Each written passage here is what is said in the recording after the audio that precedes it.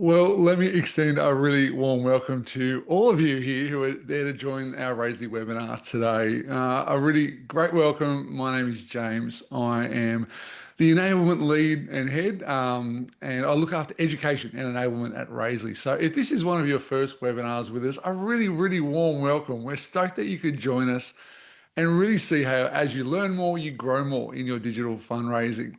For those who are on our webinars every month, I hope that this webinar is a really good one, as it's tackling a bit of a topic that I've been wanting to speak on for a little while. But I hope you get heaps out of it. And as like all of our webinars, we'd really love you to speak into what content you would like to be seeing as well. So welcome on in. It's great to have you here. Like all of our webinars, I just want to acknowledge the traditional owners of the land on which I work, rest, and play on, which is the Awabakal people, and pay my respects to all elders past, present, and emerging. Now, in all of our webinars, there is a few things going on. If you're new to webinars, welcome. And we're using Zoom, and there's a few little great tips that I can give you as we dive into our time together. The first would be we'd love to know that you're a real person on the other end of this webinar. And to do that, you can just use the chat function. Let us know your name, what organization you're from, and maybe where in the world you are as well. Always nice to sort of see where people are placed. So dive on in there, use the webinar chat. Let us know who you are, where you're from, and I hope that we can sort of see there. Thanks, Christine. Thanks, Sarah. Yeah, this is great. And just so you know, we have two of our amazing Raisley team also on this webinar who are going to help you with the Q&A function throughout this as well. So if you have any questions during our time together, we'd really encourage you to be using the Q&A function. Just post the question up there. Either myself, as I see it, will answer it, or one of our amazing team members as well will do that. Hey, great to see you. Hey, Roz. Hey, Michelle. Hey, Samantha. Hey, Natasha. Thanks so much for joining on in. And I really hope that today's webinar is a real good one for you. Now, where are we going today? Let me quickly just introduce, for those who have just come in, myself again. My name's James. I head up enablement at Raisley and education. And every month I get to run a webinar to help you learn more and grow more. So I really hope that this webinar is a good one for you. Now, as we dive on in, let me quickly introduce Raisley. Raisley is an all-in-one digital fundraising platform, really to help you with all of your digital fundraising needs, from appeals to peer-to-peer to community hubs to regular giving to giving days and so much more. It's an amazing platform that at the core of it seeks you to be in the driver's seat. That's what I love about Raisley, is that you are in control. And that makes your team very agile, but it also promotes you to be a self-learner. And so to come on a webinar like this is a great step as you look to use Raisley. We have two amazing sister companies as well, which is Keeler, which is a great CRM, and also Aplos, which is a terrific accounting platform as well. Now, a little bit more about Raisley. There is so many features to explore within Raisley. You can have a whole range of templates to create for your next campaign use. But as I said before, the best part is it's totally customizable for you. You can update your brand in there. You can create stunning emails, incredible landing pages, and capture all the data that you need and report on it so that you can help manage all your donors and fundraisers. Raise is also a certified B Corp, and that means that we really seek not just to bless you, but seek to bless people and planet. In 2025, we hope to see $1 billion raised throughout Raisley's platform. And that is just a huge target we've had for many years. But really, it goes to push that we are set there to celebrate impact. We want to see the betterment of people and planet. And so, welcome to Raisley if you are new. One of the things that's really helpful to know within Raisley is that you're not by yourself when you dive on into the world of digital fundraising on Raisley. We have an incredible support team and a good education ecosystem to enable you to take your fundraising further. So make sure that if you do have any questions, head over to email through to support@raisley.com, and our amazing customer service team will help you there. We also have Raisley School. Now, if you haven't checked this out, I'd really recommend you do. We did a bit of a big update to it just before we released it from beta. And now you got 6 courses readily available and more coming every week. And they are going to be a great head start for you to explore Raisley and get stuck in. So head over to school.raisley.com if you want to start your journey learning in Raisley. We've got some advanced courses coming out soon on that too. So if you're a long-time user of Raisley, do check that out because there's some really cool stuff coming. Also, check out our YouTube channel. We do put all of the content, including our webinars, up there as well. So we really hope that that is a great resource for you. Now, what are we doing today? There's some exciting things. Now, I'll be honest, this one that we're looking at today is a little bit me sort of picking a topic that I really want to talk about. And largely it's because that when it comes to impact and storytelling, it's not something I see people do very often in their Raisley campaigns and utilize the digital platform to create stories and share them. And I just want to cover that. I want us to look at what does that look like in relation to post appeals, given at the moment we have big end of financial year appeals at the moment. What does it look like to put an impact page at the end of that? But even more so, what does it look like to captivate your fundraisers with great stories to motivate them further? So, diving in, looking at how we take stories to impact and make sure that people had come out with great actions following that. So that's kind of what we're exploring today. And I really hope you get a lot out of it. And we'll be very, very practical hands-on in this. So I really want to dive in and explore the Raisley tools. So we're going to look at quickly the role of impact. We're going to look at how stories work. We're going to look at then what the building blocks are. When are the key moments to invite people? How? So what are the building blocks you can be using in Raisley to do this? And then what? Like, what is the narrative direction that you want to be taking? And what are the different pieces that you can be putting together? And then at the end, I'll share some stuff with you around how you can get further support on those kind of things. So hopefully that helps. Now, Craig has dived on in. Have the school mechanics been fixed so that if you accidentally progress through your course when you, Craig, what a great question. Craig's just made a question in regards to Raisley School. Craig, yes, I have fixed it. What we've actually done in Raisley School, we've made all the courses and all the material in there not gated by a login, which means if you go to Raisley School, you can access anything at any time without worrying about a username and password. Hope that helps, Craig. Thank you so much for asking. But do check out Raisley School. I really would encourage you to do that. All right. Well, we're going to get stuck on in. And as I said before, if you do have any more questions, please use the Q&A feature that is available for you. All right. First off, let's have a look at what the role of impact is. Now, one of the things I said before was that impact is central to Raisley's mission. We don't exist just to be a good fundraising platform. We exist in order for you, as your charity and all those around the world, seek to do good for the betterment of people and planet. That is your vision as well. And that's why we love partnering with you and offering one of the best digital platforms for you to do this on. We really want to see your mission thrive because at the core of it, impacts everything. What you're doing on the ground in people's lives and our planet is what matters. And how you can fund that is just a necessary means to sort of seeing this impact come about. So impact is really important. And but one of the interesting things that we've seen with impact, and as you communicate impact, is it's very different than it was, say, 10, 15 years ago.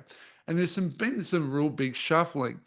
And that's primarily looking at the sort of where technology's gone. Now, we all know this. Technology's changed so much over time to be far more accessible for anyone to sort of grab new tools and to be putting content out there. But it's also just changed our expectation of how we want to actually absorb content. And so when we look at communicating impact, what we've really seen is a huge movement from premise to proof. It's changing the way we share our work. Back in the old days, when we say old days, maybe you're still doing this, right? But blogs, PDF, and newsletters were the way you do this. And typically, it's all one way. It's all, here's what we have done. And so almost most of your impact communication is like an annual report. Here's what we've done. But that's enormously changed for the expectation of what people are wanting these days from donors and fundraisers. What they're looking for is far more immersive, emotional, and donor centered communication. It needs to be visualized, personalized impact, real people, real change. What we're looking at is content that really pushes people to see the authenticity behind it, the reality behind it, not a glossed up version of it, but we're seeing that donors and fundraisers want to feel like they're on the ground with you as they're seeing what impacts are happening. We know this for, say, for example, the McCrindle Research Group, who do a lot of work on how generational change is affecting technology and nonprofits and all that kind of stuff.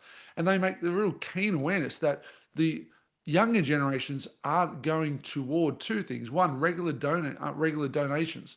They're kind of holding, not that they want to be stingy, they want to give, but they're wanting to give based on evidence, on things that are happening then and there. But also, we're seeing that they're not looking to the trusted advisors like the CEO of it. They're looking for influencers. They're looking for people on the ground, looking for real people down in the trenches of it. That's what they're looking for. And that kind of movement pushes us away from this one-way directional impact communication of here's what was done to more siding with them, getting on the ground and saying, hey, here's what we're doing. Can you see this with us? Is really what the real push is. And so, what does this look like when we move over to, say, story? Now, how stories work is we're seeing a real shift in this space as well.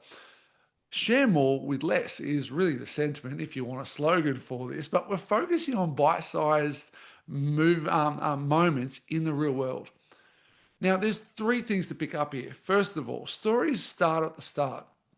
People aren't looking for stories just at the end of a campaign and thanks very much. They're wanting stories from the very get go of, I want a story to help me sign up. I want to, or donate. I want a story that's going to keep me connected with you over the time of your campaign.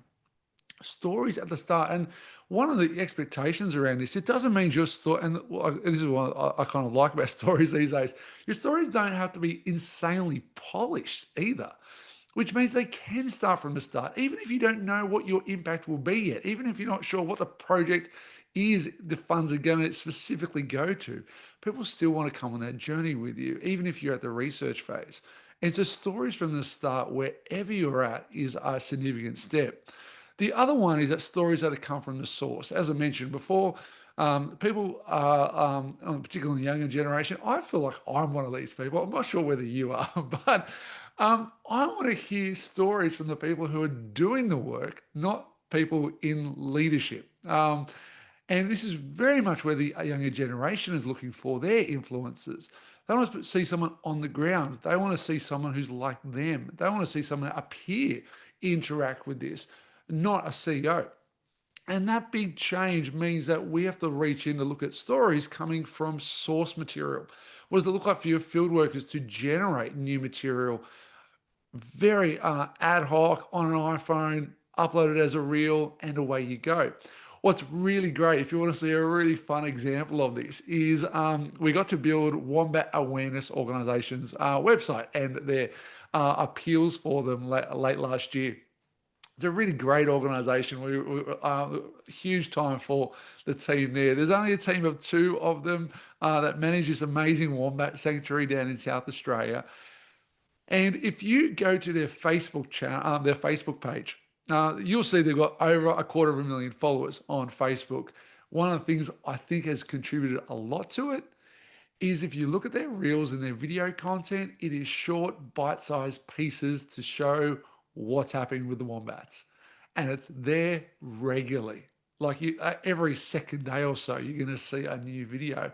And these videos are not high quality. They kind of remind me of the videos I take when I'm with my pug or with my border collie, right? It's the same sort of thing. The bar isn't high, but the bar is frequency. And that's really become a very, very effective way for them. It's looking at what's happening on the ground, what's the source. But following that, though, we also see that stories are there to be shorter content. 30 to 60-second content is what is seen as the perfect sort of zone and limits, right? Between 30 seconds and 60 seconds for impact. Just so you can see kind of what the difference is between 30 seconds and 60 seconds. That is it. 30 seconds is 3 sentences. That's all the content there is in 30 seconds. There's not much. A good 30-second reel is 3 or 4 sentences. Whereas, say 60 seconds, you're kind of getting on maybe 2 short paragraphs, really. So to have a bit of a visual of when it comes to storytelling and the content sizes we're looking for, this is what you're working with. And a big encouragement, pull this into your emails. It's no different. Emails are the same thing. Attention spans are dropping. We're wanting to look at more content that's shorter, particularly on emails. Not so much with YouTube. That's a little bit different because it's a whole learning thing and webinars and stuff. But for definitely this sort of call to action sort of content, we're really looking for 30 seconds to 60-second content. So shrink your emails right down. I see so many emails with huge amount of content in them, and people aren't going to read them. I get to the call to action much faster than that, which hopefully can really help. So there's a couple of things and considerations to look on when we're seeing impact and stories. And I hope that this gives you a bit of a framework as we dive into looking at what storytelling is and how you can adapt that in Raisley. Impact, we're really seeing that huge movement trend to immersive, emotional, from the source. Stories, bite-sized, from the source. Look at the people on the ground is the movements from this. And so as we see that, I want to dive in and show you how on earth you do this in Raisley. So you are coming away with some great practical tools on what to actually do. So why don't we dive in and let's look at the building blocks. We're going to look, firstly, as we go on through, we're going to have a quick squeeze at when. When are the moments in which you can invite people into your stories? And so let's go through this quickly. What are the key moments where you can invite people to hear your story? And the first one I want to encourage you for is your capture form. So whether that be the donation form or the sign up form or even possibly the ticketing form, but particularly with donors or fundraisers would be the donation form or the sign up form. What can you put in there? What is one simple field that you can add in there that is going to help people either be invited into your story or help you understand what medium or what type of stories they want to be seeing? A huge encouragement would be to look at whether you can add a question on to your fundraising sign up form when people sign up for a fundraiser. What social media platform do you prefer? What platform do you prefer hearing stories from us on? Before you make big investments in different spots, understand quickly where are they wanting to see these from as well. And you can also, if you wanted to, you can invite them to an exclusive story space as well. Sometimes people have put in a checkbox space and say, hey, would you like access to our exclusive campaign stories? And this can be a great way just to preempt people to go, actually, yeah, I would love to hear those stories as well. It doesn't mean you won't share other stories, but you may have some unique content that you really are looking for those people who really want to engage in stories so that you could take them possibly further, particularly on like regular donating or donations or advocacy. So your capture form is a great place to start because that's where your people start. So big encouragement is look quickly at the capture form where you can invite people to hear your story. The second one is a bit of a new one, and I want to take you through this. This was one I was playing with the other day. And if we duck into Raisley, let's go into Raisley and have a look around. Okay, so we're in Raisley here. This is my demo campaign. I've got a number of different campaigns going that are here. And I want to have a look at one in particular, and I want to show you something a little bit neat. So I'm going to look at which one is it? It's not that one, webinars. Here, the Appeal Stories one. And if I go into the campaign, as we have here, there's a big donation form. Now, if I go through I'm a donor, I'm now donating to this campaign, and I've got my details, that's great. I can now put in my test credit card. If you're new to Raisley, welcome. This is a little bit of a quick run through on how a donation form works. And then we donate, right? So a nice, simple, clean process. And one of the interesting things is this. When we designed the new donation form a bit over a year ago, we wanted to make sure that the end experience for the donor wasn't just flat. It had something in it, which is why that little animation comes up. It's why a little message comes up. It's why the concept of help by spreading the word, share to social comes up. But I'm not sure if you are aware that you can actually update the copy in this and also put a call to action button.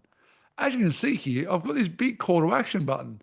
So now instead of just saying thank you, what we're inviting people to is, hey, discover your impact. Don't miss out. Join our WhatsApp stories and see exactly how support is making a big difference message by message. You can have this. So when it clicks, it goes to WhatsApp, it signs them up or subscribes them into a what do WhatsApp call it? They call it like a supported journey. Might be it. No, it's something else. I've completely forgotten. It's out of my head. But you can subscribe them to a regular updates of story content where you can be putting through on WhatsApp. What a cool function. This might be you want them to subscribe to a playlist in your YouTube channel so they can see content coming up. This might be a link that you send out to certain Instagram posts or whatever it is to help you follow them. Like you can put a little link in here that's going to invite them into the spaces in which they can start sharing, or where you can start sharing more story and they can start engaging with that. And I really encourage you to do this. It is this help they're helpful because it can continue the donor's experience sort of further as well and really get them in the driver's seat of getting some great stories where then you want to take the donor because the donor could have given to you at the very beginning of your campaign and you won't hear from them until the end. But what would it be like if you had this, they click this, and now they've got a weekly or a 2 times a week little story coming in from you. So that by the time you reach them at the end of the campaign and you offer them being a regular donor, they are so warmed up to know who you are. So a big encouragement is don't miss out on little opportunities like that as well. Now, some of the other ones that you have here that we want to quickly mention is post sign up dashboard page. So let's just duck into what a dashboard page looks like. Okay.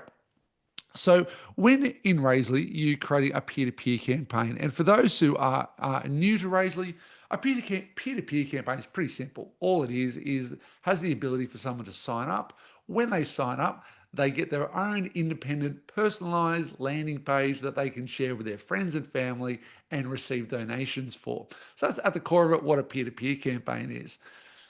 The real trick on a successful peer-to-peer campaign, though, is how many times that person who creates their personalized page can share with others and have donations coming on through. So the health count is how many donors to see that. And really what you're trying to get fundraisers to do is share their page as much as possible, as much as possible. So how do you do that? Well, one of the ways you can do that, and it's a very good way to do that, is embed story into the journey. So one of the things I was just there before, and I'll show you now, is when they've signed up, the first page that they hit is the dashboard page. This page is actually the page that you take them back to often, time again. What I'd encourage you to do is put story here front and center. Now, I'm using the new peer-to-peer template. It's not available yet. I'll talk about that in a little while. If you do need access to it, let us know. Reach us out in support. We'll get you a copy into your account. But it's just not published yet, and it's coming. But I'm just using the peer-to-peer template here. As you can see here on the dashboard page, I've got welcome Jenny. I've got the little image that will pop up for Jenny. Welcome to fundraising, links to fundraising pages and other stuff happening down here. But notice right next to welcome Jenny, I've got a story content and I can hit read their story.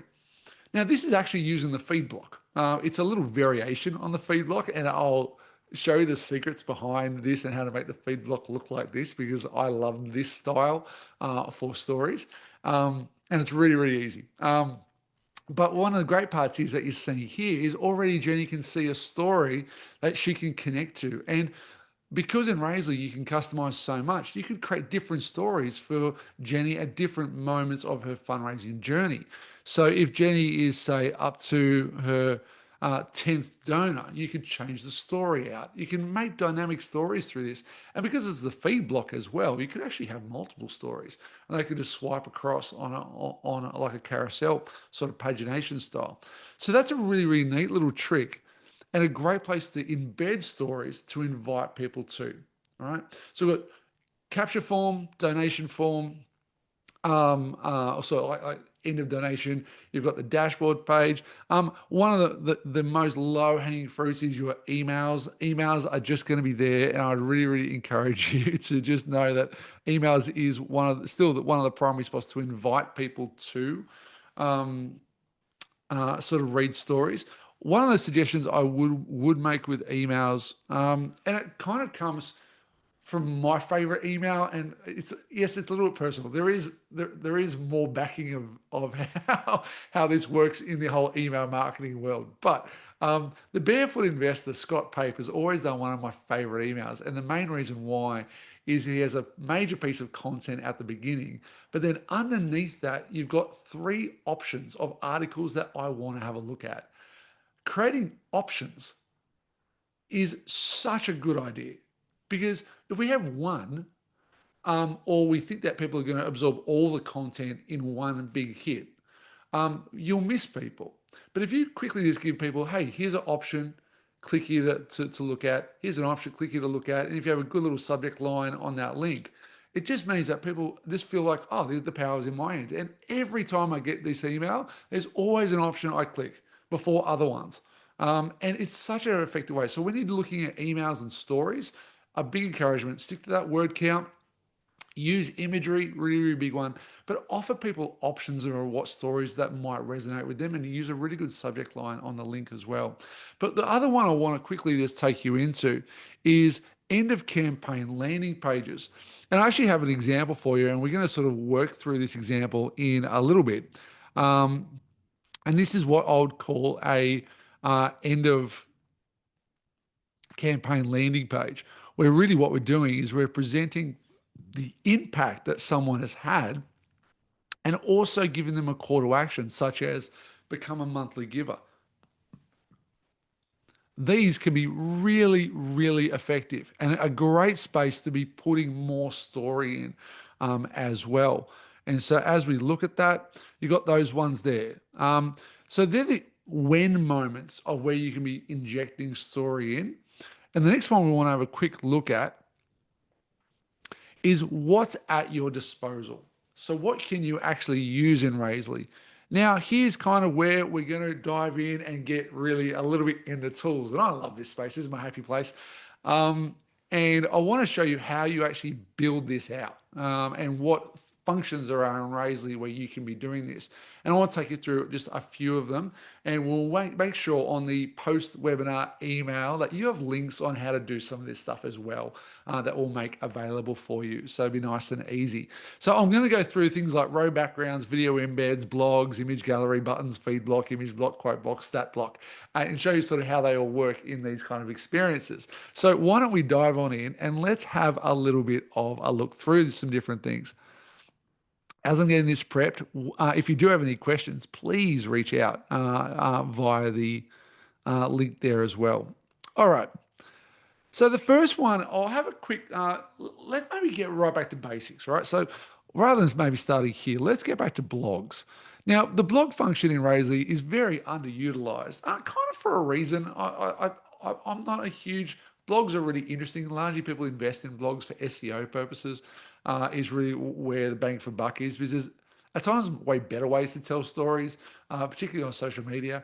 But blogs can be helpful because you can do some things. But actually, on the new template, you can actually have a look. If I go into blog, and I'm going to view the one that I've created. Now, I did grab Charity Water example for this, just so it looks more real life. And there's some fun things you can be doing with blogs. First of all, like emails, using animated WebP files are just brilliant to use because you can add really simple animation it's like the slider that's happening on through. They have a low file size, so they load fast. Big ticket item for emails and things like for blogs as well. So I'd encourage you to do that too. But as you can see, if you go down through the blog, slicing into things like little call to actions in there just to break up the content so it's not so much long form content in there as well. You can simply do in the blog feature, all right, which is really nice and simple. One of the things on the end of the blog that I've done and updated and put on the blog page. So if you look, there's a page on your campaigns. I can quickly show you. If you go to pages, single blog post, right? So if I open up this page down the very bottom, I can actually put a donation form in here. And the reason that's super handy is I can, from this link, click it and it drops me down to a donation form. So that's a nice little feature you can use straight out of the box, just using the blog content. But what if you wanted to elevate the blog just a little bit? Well, this is what I'd probably more recommend. All this is me just using the page builder to create the same blog. And I've got a little bit more flexibility within this. If I scroll on down, some of the things I'm using is row backgrounds. Now, as you can see here, you've got this like random little texture on the background. It's not amazing. I didn't take enormous amount of time to develop this, but it just shows what the principle of the matter anyway. But see how the background is actually fixed and the text looks like it's actually moving through it. This is a really easy feature to do in Razely. If you have a really great textured background, you can just go to the, let's go story A, and we scroll on down. If you go to the row settings, scroll down the bottom, you've got a little option here that says fix background when scrolling. And this is a really cool one because it means that, particularly for long form content where you're sort of going on through it, if this feels like it's continuing and the actual narration's getting somewhere. And so using that can be really good, particularly when you're having a little bit more content to be able to speak about and you want to get people to hang in there until the call to action. So sort of as I'm going through, I'm now going, oh, this is interesting. This is interesting. Yep, great.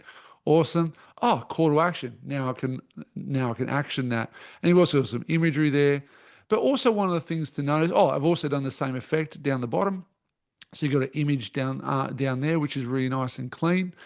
But also one of the things that you'll notice on a page like this is there's a lot of spacing.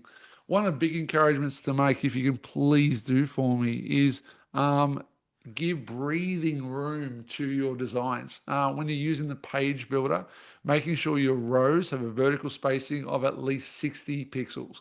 Space things out a bit, give things room to breathe, particularly on narrative. This is going to be really helpful for mobile as well. As things sort of roll through on mobile, you want to give the content space on that to breathe a little bit. So particularly when it comes to narrative and talking story, give some breathing room. It really does make a big difference. Now that's another example there, but let me go to this example. And this is sort of pushing things even a little bit further as well. Now, this is what I'd call a post-campaign impact page. And there's a few things I've done. The first of all, you can see that I have a personalized message. It says, thank you, Jenny. Say, for example, if I can actually, I think I can actually personalize this, which is kind of rad. All I'm doing there is just updating the query string. So now I've got, thank you, James.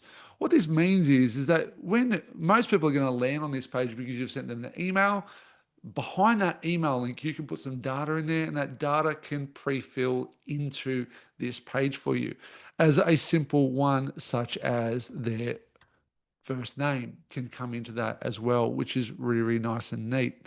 So first of all, personalization is an insanely good feature when you come into Razely and telling stories. Here's another one for you. Here's an adaptation of our video block. Now, the video block is a really flexible tool, and I don't think most people know how to use it. What we're looking at here is actually 3 reels, and they've actually all been uploaded to a platform called Loom. The reason I do it this way, unlike YouTube, is that with Loom, I can actually, I don't think I'm not showing you the thing. There we are. All right. I'm not sure if I was showing you much of that stuff before. Forgive me, guys. All right. Now, rather than my face, you're looking at the actual thing. Great. This is the personalization I was talking about. I'll quickly just cover that over just in case I just skip that. So you can go James. And as you can see, personalization happens. Okay, cool. As we scroll down, we're looking at video content. And this is actually just using the video embed tool the block. So if you use the video block, you can actually put any embed link from anything. That includes Google Maps. That includes YouTube, Vimeo, Loom, anything that allows you to have an embed link. You can use the video block to put that link in. The great little flexibility of Loom, though, is Loom does a Loom like Vimeo. Vimeo does this, and a couple of other platforms do it, but YouTube doesn't do it. It allows you to strip back all the fluff that's around there to just highlight the content with a play button. And that's why I really love using Loom. It's really, really simple, and you can actually put the little reels in like this, and they just look really effective. That someone can go in there and actually digest short form stories. It's going to continue on through because of this, you can actually have thumbnails that have this. I probably wouldn't. I like the life that sort of it moves around a little bit too, but this is a really good little feature. Scrolling on down, we see the impact stats block. This is a great block where you can use really, really cleanly and simply, and just grabbing some really good impact stats that has been putting here to show what people are doing. As you can see, we've got another image row which has that sticky that fixed scrolling. And then I've got a little section on where your donation went. So I've got the icon block utilizing nice little icons I just whipped up in Figma using the Noun project to grab some of those fonts. And I've colored them out and just given them a little space. You could put a pie chart in there to sort of show where impact is. You could go even further with amazing like Lottie animations if you're really, really keen to sort of really dive in, right? There's some great stuff that you could be utilizing in regards to this. I've just used the icon block. That's probably as basic as it starts. And then I can go down into three other rows. And notice that with these three rows, they're all joined. So we've got a make basically a call to action to become a monthly giver, which I can now use the donation pop-up modal, which is just great. And I can get rid of one time if I want and leave monthly. And I can adjust that. I've got another little row, which I've done a little border around, and that's going to really help because it's sort of focused on a slightly different message, but still around regular giving. I've used here the quote block, which is nice and simple. And then down the bottom, I've got a nice little thank you with another call to action button that people can be using.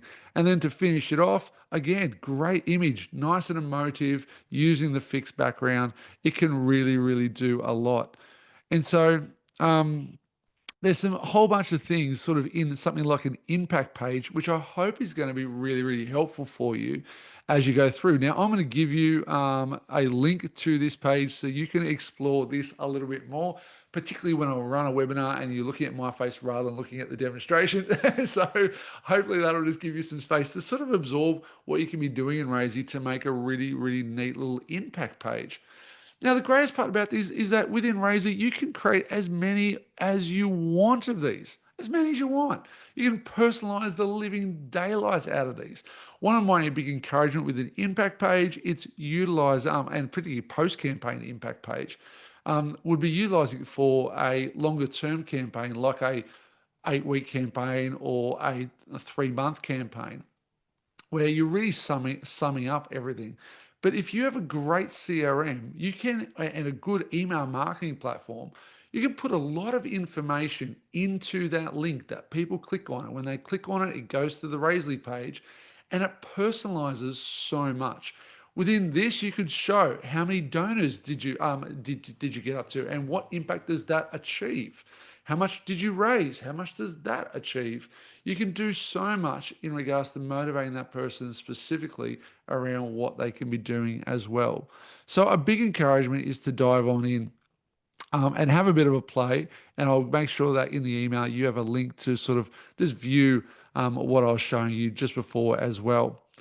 Now, in regards to, that's some of the tools you have. little quick word on image sizes because I know it feels a little bit tangential, but this is what I want to get off my chest.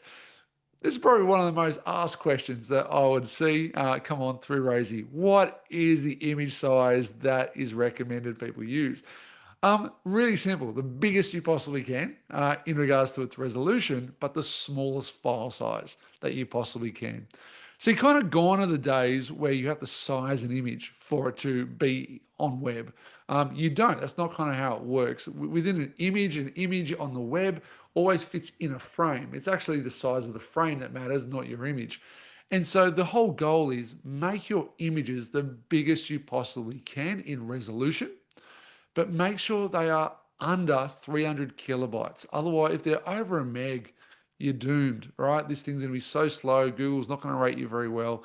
And it's just going to just sort of buckle the experience of your donors or fundraisers. So the base image size should be minimum 1920 pixels by 1080. How do you remember this? That's HD resolution. The next one up from that, which is for any hero image, it really should be 2560 by 1440 or Ultra HD. So it's either HD or Ultra HD is what you're looking for that. And save them as a WebP format for all your images. What you can do, you can use great tools like tinypng.com to compress your JPEG or your PNG into a WebP format, and you'll see a file size from 1 megabyte shrink down to 200 kilobytes. It makes a huge difference. So just on image sizes, because impact pages are so important to be looking at, so it's so important to be looking at imagery on an impact page. This is a must. So just focus on that. And here's some of the pieces of the narrative that you have to play with when you're creating sort of impact. Where does the money go? Who are the sponsors? Social proof, donor and fundraiser stories. What are the stats? Impact stories, influencers, field workers, call to action. Now, one of the funny things is how do I actually create how I created this page. This was all ChatGPT content. This was pointing people to existing material that was already there and saying, all right, what I want a statistics row highlighting 3 statistics that are going to help. I want a call to action row, focus on it, monthly giving upsell.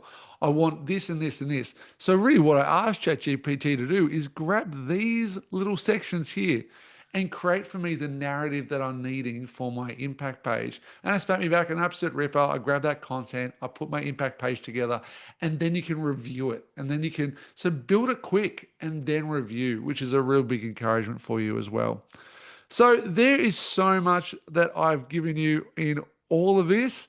And I hope you've absorbed as much as you possibly could in our time together. There's more to speak about in just a moment, but I want to give some breathing space to answer a couple of questions that are in there as well. So hopefully that will help. Okay, so let me just go through some of the questions, and I reckon a lot of these will apply for everyone. The end of the campaign landing page, do you make that as a hidden page on your appeal page and then direct people there via an EDM? Yes. Like, so typically when you're directing people to a landing page, you don't want it to be publicly accessible until later on. Now you control all the links. So 2 ways to do it. Make sure that the landing page is not in your menu options there. The page doesn't have to be hidden. The page can be published. That's fine. It's just whether or not people have the link to that page. So typically what I do is make sure it's not in the menu. What I'd also do is there's a couple of ways you do it. Probably the easy way, because you've got to publish a page, just give it a random path. So in the top corner of the page, click the little icon, change the page path to gobbledygook so no one's ever going to guess it. One of the things you can do after that, though, which is really, really helpful for landing pages, is if I go into my pages, is on the impact page, I can simply hit this and select make homepage. And so at the point of time that I want this to be the only page people see when they go to the primary domain, I can make this the home page. My home page is now replaced with my landing page. And that can be a really great way to do it. So hopefully that helps, and it helps you understand how you could do that. Great question, Sandra. Alex writes in, at our organization, we regularly post blogs via the blog page and profiles. This seems to be more testimony, impact, stories, blah, blah. Would you recommend doing these as well? There's certainly a lot more customization in the page builder, which is awesome. Great question. Where do we put our blogs? Now, typically when it comes to blogs, a couple of ways you can do it. Yes, you can totally use the blog feature in Razely, and I recommend it. It's a very quick way. You can use the HTML little WYSIWYG builder to build out your blog content in that. If you need more flexibility, particularly around design, I would just use Pages on your campaign. Just so you know, Razely's whole website is built on Razely. For all of our case studies that we produce, so check out case studies from our website. They're all independent landing pages. It gives us all sorts of flexibility we can do on those pages and put some fun things in there. And you can create as many pages as you want. Biggest thing, give it a good naming convention, and hopefully that will help as well. All right, got a couple of other questions. I'm curious about about what sort of ratio of content division you recommend for organizations that have websites, say WordPress, but also use Razely. If we have a blog page on the website, should we duplicate on Razely? Are there specific elements that you would highlight as best being on Razely, especially if you want to drive traffic to our main site? It's a really good question. In regards to where you put your content, do you put your content on your main website, which might be hosted on WordPress, Webflow, Squarespace, anything else of all of those? You've got content that's there, which is great. And I'm hoping you're updating that content regularly, which is really good. But then you've got content on Razely. And what do you do around that? Typically, my mentality is your website is there to generate cold leads. It's someone who goes, I just need to go to the website. And when they rock up to the website, they go, oh, great, I can now go to that link and I can follow. I've searched up my charity on Google. That's the charity I want, and away you go. So most of it's direct in regards to sort of the marketing source that people are coming from. They're looking at you directly, or it might be organic search. Now, so one of the things is, yes, feed your website with great content. Why? Because you need to look updated. You need to make sure that people know that you are alive as a charity. And one of the ways to do that is make sure that your newsroom and your blog feed on your website is alive and well. Here's the trick. Some organizations don't have great access into their website, or it might be complicated to build stuff in your website. That's where I totally recommend Razely. Because it's a far more accessible platform. You can build some stuff, and most of it's very temporary. It's there for a specific use case. So really what I'll be looking at to use Razely for is those specific use cases, whether it's tied to a specific campaign or it's tied to a quick EDM that you're sending out. Razely is a very flexible and agile tool to use, and sometimes your website might not be. So two encouragements. Feed your website regularly. You need to stay updated. But secondly, if you need that agility for great call to actions, use Razely. Why wouldn't you? Which is great. So I hope that answers a few of your questions in there that you've written. And if you have any more questions, please let us know. That would be really, really great. Guys, thank you so much. We've got through a heap of stuff, but there's a little bit more just to sort of tuck into as well. One of the things I want to encourage you to do is know where to go next. Now, if we have a look, where to go next. Now, Razely is all about you being in the driver's seat, so don't forget, head to support@razely.com. Make sure you check out, I'm actually going to bring it up so you can have a quick look at Razely School. This is Razely School. You've got always this great content that you can be now absorbing. Say you want to go live, start now. You can look at all the video content that's in here, and away you go. So big encouragement, dive on into Razely School, check it out, give us feedback. That would be amazing. And also with our webinars, we put them all up on YouTube. So do be checking our YouTube channel, like and subscribe. Also, if you do need more support and help with anything on your digital campaigns, if you're tight on resources, that might be time or people, we are here to help. Check out Built by Razely, and it's a wonderful professional service that we really want to get you up and growing quickly. We are not an agency. We love and partner with incredible agencies around the country. But what we do if you need onboarding or just that little bit of help to get your next campaign up and going, we are there to help as well. Now, what's coming up a little bit later on? Make sure you do check out the Keeler integration if you are using Keeler as your CRM. And if you are looking for a great CRM, I would encourage you to add Keeler to the list of ones that you are checking out. Other ones is yes, templates are coming eventually, I promise. Our engineering team just got caught on a few major projects that they've been working on and have been meaning to get the peer-to-peer template released and out in the wild to you. It is coming down the track. We'll make sure you are the first to know and new templates away. But as I said before, if you are looking for some of these new templates and you're in a rush, just let us know. We'll put them in your account for you. Thank you so much, everyone, for jumping on this webinar with us. It is a joy to be able to do these webinars for you so that as you learn more, you grow more. And if there's any suggestions you have on future webinars, do let us know. I would love to hear what you want to be listening to. We're going to be running some future ones around August, around Giving Tuesday, and looking toward our end of year appeals. And we've got all sorts of things coming up as well. If you do have any questions, do reach out. And there's another question here. What other CRMs does Razorly integrate with? Alan can answer that, but you can integrate with any CRM because Razorly allows you to get your information out easily. Just grab some great third-party providers such as Move Data, Zapier.